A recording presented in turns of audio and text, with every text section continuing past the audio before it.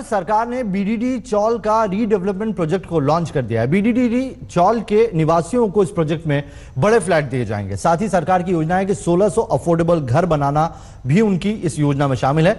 पर लोगों के मन में सरकारी दावों को लेकर शंका है। वो क्यों, आइए जानते हैं हमारे संवाददाता मयूरेश गणपति की इस रिपोर्ट के जरिए।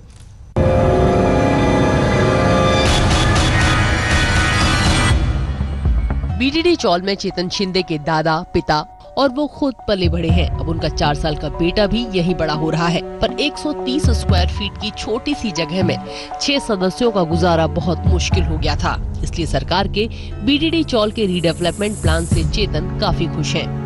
मतलब इतने साल से रह रहे मेरे फादर, मेरे मदर, मतलब वो पूरा फैमिली, और अभी मेरी शादी हुई है। तो यार इतने से घर में सब लोग को, इतने लोग को मैनेज करना, आप खुद ही जानते होंगे कैसा, मतलब ये एक टाइप का सर्कस है। और अभी अगर इतना बड़ा एरिया मिल रहा है तो कोई खुश होगा ही ना। लेकिन तुषार जाधव को डर है कि इतने बड़े प्रोजेक्ट के पूरा होने के लिए उन्हें लंबे समय तक ट्रांजिट कैंप में रहना पड़ेगा, और अगर प्रोजेक्ट वक्त पर पूरा नहीं हुआ तो न जाने कितने साल लग जाएं। बड़ा घर दे रहे हो, अच्छी बात है, लेकिन उसके लिए कुछ लेके नहीं दे रहे हम लोग को। हम लोग सिर्फ बोला गया है कि रूम खाली कर दो, आपको नया प्लॉट मिल जाएगा 500 स्क्वायर का, लेकिन उसकी गारंटी क्या है, हमको मिलेगा ही वो।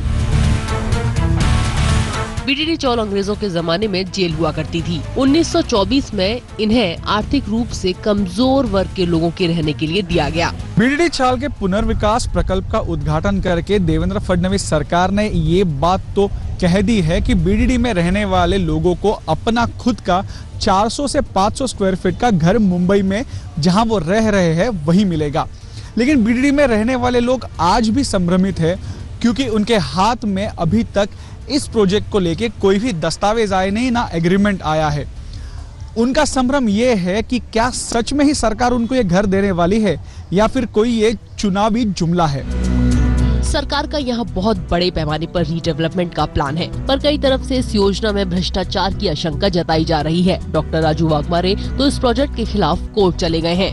डीसीआर में 33(9)(b)(3 ये जो कलम ये मुख्यमंत्री जी ने और सरकार ने डाला है, ये पूरी तरह से हुकुमशाही का कलम है।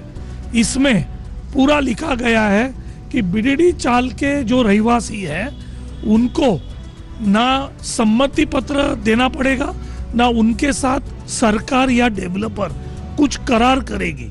अगर हमारे साथ सम्मति नहीं है, हमारे साथ करार नहीं किया जाएगा, तो कल हम जब भी घर खाली करेंगे उसके बाद ये क्या गारंटी है कि सरकार हमको इसी जगह के ऊपर हमारा परमानेंट घर देगा।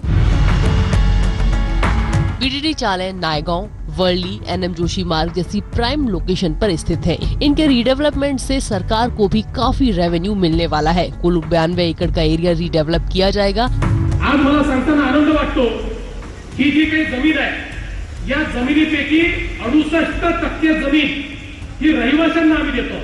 केवळ 32% जमीन ही विकास करून त्यातनं आम्ही पैसा उभा करणार आहोत, आणि त्या 32% जमिनीच्या पैशाचं 68% जमीन ही तिथल्या रहिवाशांना देऊन त्यांच्याकरता विकास करून त्यांच्या जीवनामध्ये मोठं परिवर्तन घडवण्याचं काम हे सरकार या ठिकाणी करते आहे।